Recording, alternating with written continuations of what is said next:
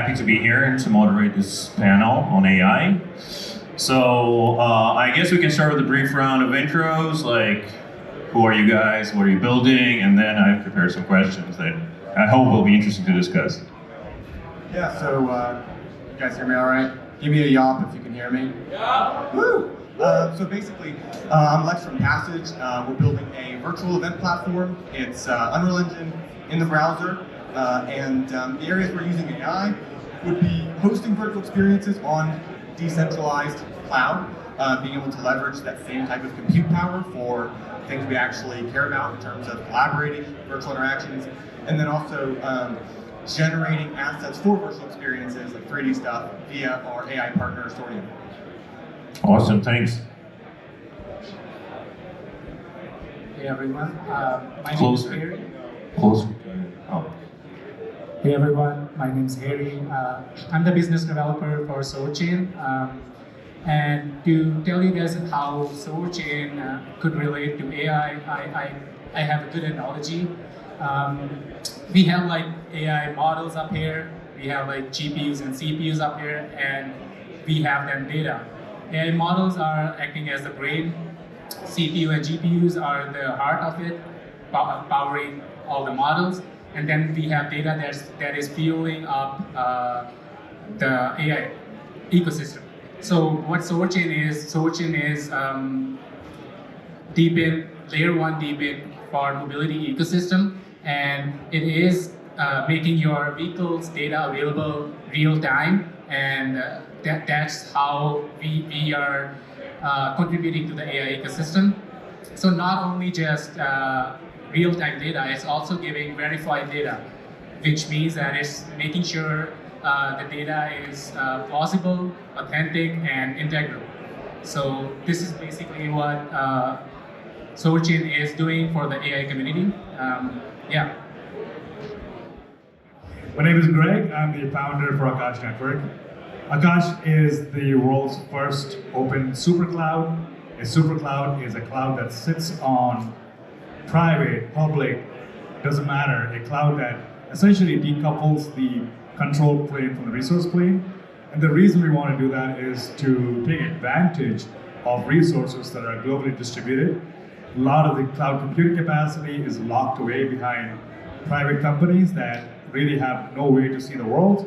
Akash essentially makes that super simple using a marketplace model where you can source compute for significantly lower cost, sometimes north of 10 times cheaper than Amazon, to sourcing compute that's not available on Amazon when it comes to accelerated computing, be it GPUs or high-density GPUs, which are impossible to get for machine learning, right? The way we contribute to machine learning is, well, there is no machine learning without GPUs. GPUs is the new spice. So whoever has a spice can do AI, and we are the spice dealers. Wow. Shai Khulud. Awesome. So we have an event creation platform for creators. We have a deepin infrastructure here. We have an infrastructure play with Akash. So I wanted to ask you guys, what is AI actually? Like, how do you define an AI, and how liberal can this definition be? Like, when something can be really called AI versus just a statistic model or a machine learning thing or just a computation? Yeah, that's a great question. I think it gets to the heart of like, a lot of people are either too excited about AI or actually too afraid of AI because they miss the artificial part, right? I believe there's actually a distinct category distinction between human intelligence and artificial intelligence, right? And so for me, AI is the big part of why that is unique is because it has the appearance of human intelligence, but it does what you tell it to do, right? And so you're able to accomplish tasks and different types of workflows. Like for us, it's 3D workflows, generating models and textures using AI that would normally take a person, an artist, a lot of time to figure out optimizing polygons and things like that. So it's super helpful, but we're still at a point where I think there will become less distinction externally as to what human intelligence and AI intelligence look like in different areas.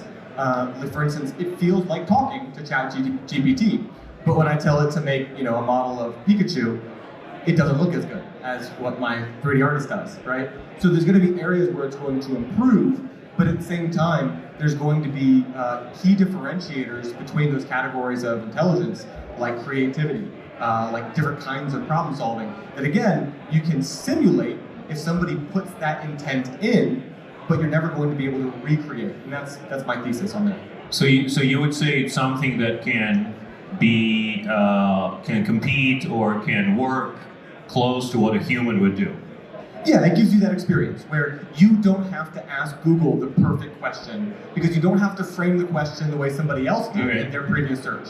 Okay, so that's one definition. So what's your take? I'm sure it will be different.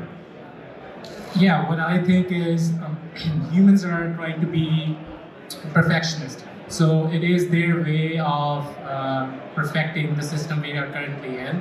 We all have been improving the inputs so far, but the outputs in any industry is having inaccuracy or inefficiency. So it is humans try to be show perfection, and the way it does is through AI, and that's what I think AI is. It's like a tendency of human to be perfectionists. So it's something that helps us improve rather than replaces us. Interesting. Okay. Exactly. Right. AI, artificial intelligence, the definition changes every now and then. I have formal training in AI.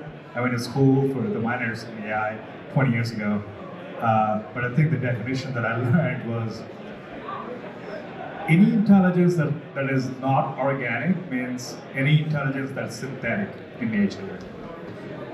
So that could mean anything, right? So as broad as it is, but it comes down to, well, let's see what AI for me is, right? I mean, for me, AI is just in one way to look at it, it's a better recollection engine. Another way to look at it, it's a better automation engine. Another way to look at it, is it a better listener or an emotional engine, right? So it's fairly broad. It is intelligence when you combine all aspects of what intelligence can be defined as. And in the simplest manner, I think it's just a better paintbrush. Sorry, what was that? It's just a better paintbrush. Yeah. Okay, so we're like those vision impaired people trying to define an animal, the elephant in a way, right? So there are different definitions depending on where you look at. Right, but well, I think like in public perception, AI is most associated with ChatGPT and Midjourney and all those initiatives that sometimes might look a little scary.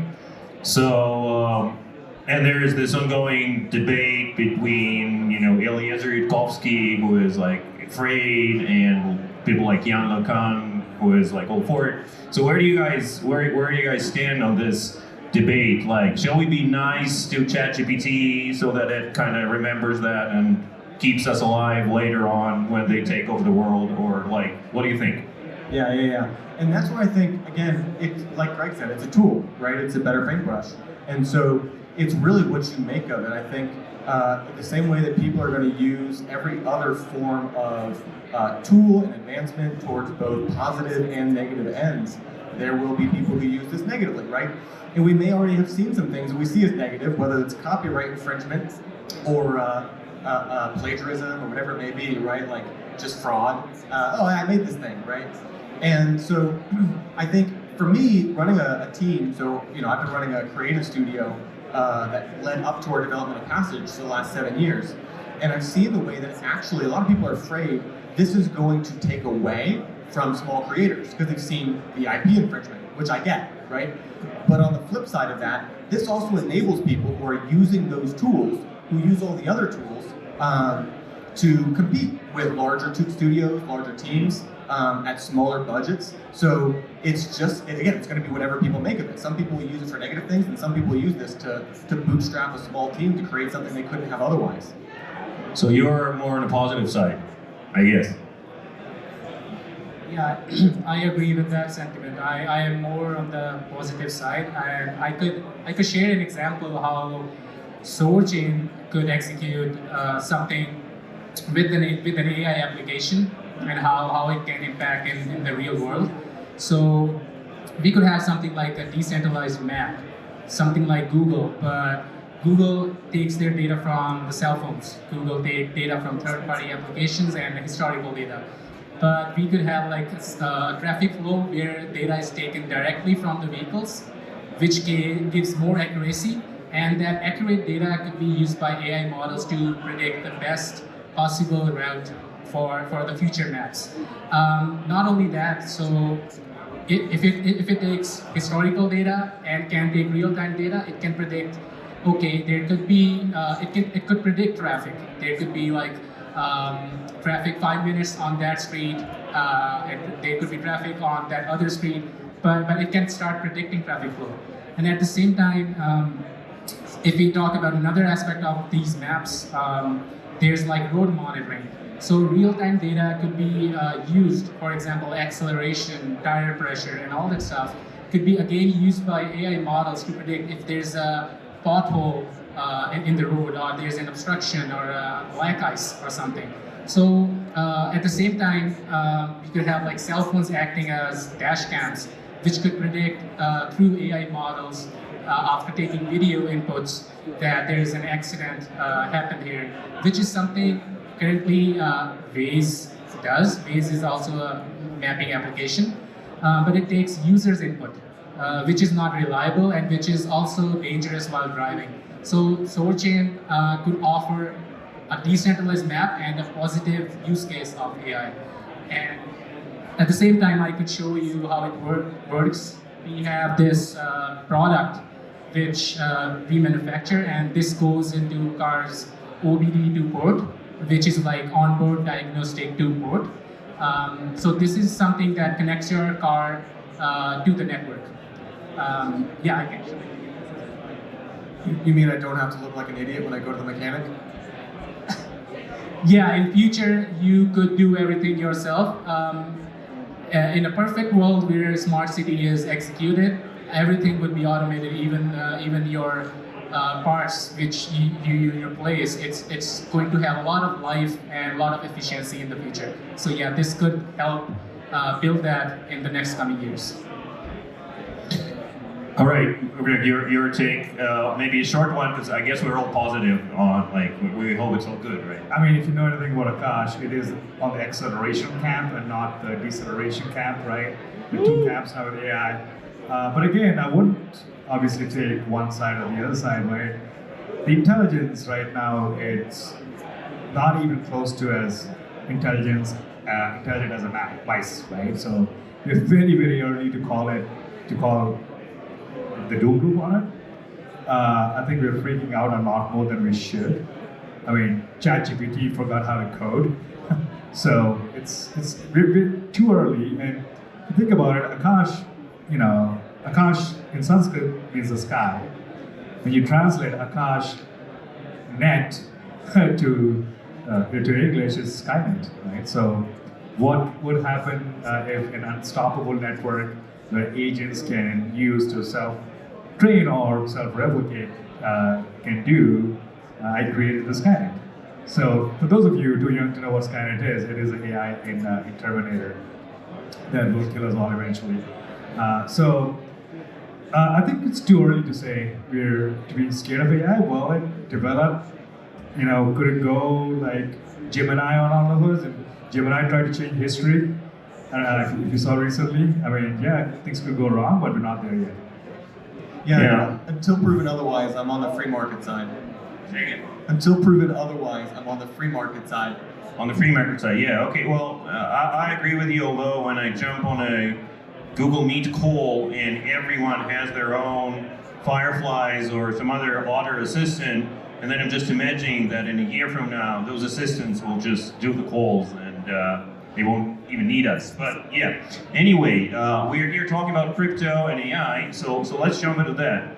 So are AI and blockchain friends? what are the use cases? Like, what do you guys see as the real synergy between AI technologies and the blockchain? So let's start, Greg. Let's start from you this time. So there was a story recently in Semaphore, which is a pretty prominent magazine, that talked about AI, is stuck in this supply chain issue, and it has an unlikely ally, which happens to be crypto. So the article is about AI needs crypto more than crypto needs AI. Why? Because, crypto, if you think about it, it's incredible at optimizing resources. It goes places where normal centralized software cannot. So when it comes to machine learning, which depends on GPUs, to get a GPU from Amazon, you need to know someone higher up that needs to know someone higher up. It's impossible to get on-demand GPUs. And this article went into deeper as to this Columbia student trying to do machine learning and couldn't get any GPUs on Amazon, right? But there's a lot of GPUs available. There are GPUs owned by machine learning companies between training runs, the GPUs where these companies upgraded their fleet from, say, A100s to H100s. There's a lot of GPUs that are just sitting idle in the world. So what better way for crypto to unlock the GPUs to come to the market? That's what Akash is doing, right? So yes, one primary use case is resource optimization and bringing the underutilized resources in a permissionless and open way. And a second big use case I see is provenance, right? Like right now, very soon, the real content versus synthetic content will be indifferentiable, right? So very soon you won't be able to say what's real and what's not. Yeah. We saw what's happening with Sora. Sora is good. The state of images are already pretty incredible, but video is getting extremely, extremely good. It's not hard to see where this is going to go a year from now. Really bad things could happen. And if you look at all the doomers, all the zoomers on Facebook, they can't tell what's real and what's not, right? So there's a lot of provenance. You need to know where the source came from. You need to know some degree of authenticity behind a piece of content. I think no better way. Crypto is phenomenal. Blockchain is phenomenal for that. Yeah, and on the flip side of that, there's the fact that I don't always know what a blockchain's doing, right? I can go through MintScan all day long, and there's things I'm not just going to understand, right? So being able to have an AI that can help you understand things in a human way, rather than just going to your resident developer buddy to figure it out, is a huge way that we can make the blockchain experience more human. So. Okay, so that's in Vitalik Buterin's model, right? He was talking about AI code being a player, being an interface. That's what you helping users interface with blockchain, being the rules, kind of defining, I guess, the yields or the distribution, or being the objective, which was something to think about. Like maybe, building an AI to optimize something like Akash would be like an AI that is an objective in itself. I wanted to ask one more, probably one of the closing questions because we're running out of time. I wanted to ask you about privacy. Secret Network is a confidential computing protocol, and we are, of course, interested in looking and playing with different AI applications. So I wanted to ask you, and maybe start with SoarChain here, how does AI, and especially this kind of AI, play with confidentiality, with data protection, and how this fits with the blockchain narrative where most blockchains are fully transparent? Yeah, I think AI is eliminating the trusting part for the privacy, and which is something we are executing as well on SoarChain. We are implementing zero knowledge proofs, and AI could be the tool that perfects it. And we do have this intermediary layer that we call runner nodes. Those runner nodes are basically trying to check the authenticity, integrity, and all the plausibility of the data. So I think AI plays a huge role in tackling all that information, and it is trying to eliminate the reliance on personal information. So you only share the data that is relevant with ZK proofs, and you do not really have to rely on any party that requires all the data. That currently, for example, Uber is taking all the data, even personalized information. But in the future, with the help of AI and with the help of these privacy tools, you can only share the data you require for the application to use, and you basically start to own the data. Yeah. Okay, thank you. So I guess we're finishing now. So I wanted to ask you a very short question. Name at least one or maybe more projects that are not your own and not here, not on the stage, that you think are interesting in the UI space, be it blockchain or outside blockchain, just for everyone to follow. So just some names, some good names. So some decentralized AI projects that I'm really excited about that are about to launch, I think have not launched yet, is definitely Morpheus AI. Morpheus is, Eric Voorhees is a phenomenal person. He's one of the co-founders of Morpheus. He's an OG crypto person, and they're really doing a decentralized aggregator for chat models, which I think is very interesting. They're using Akash on the back end. I would want to talk about Passage, but I'm not allowed to talk about Passage. The other interesting, I think, team or company I would look at is Noose Research. Noose is they're very prominent AI researchers. They have a model called Hermes model, which is a big foundation model. They are doing interesting stuff. Highly check it out. They're one of the really legit teams that is AI legit in doing crypto now. So we think we need more of those people, right? They're also using Akash on the back end. So these two are my current favorites in crypto/AI. Awesome, thank you. What are yours? So there's another project that's working on SoarChain is Archetype AI. So Archetype is trying to take video inputs from cell phones, which are acting as dash cams, and they're trying to come up with images that are relevant to traffic.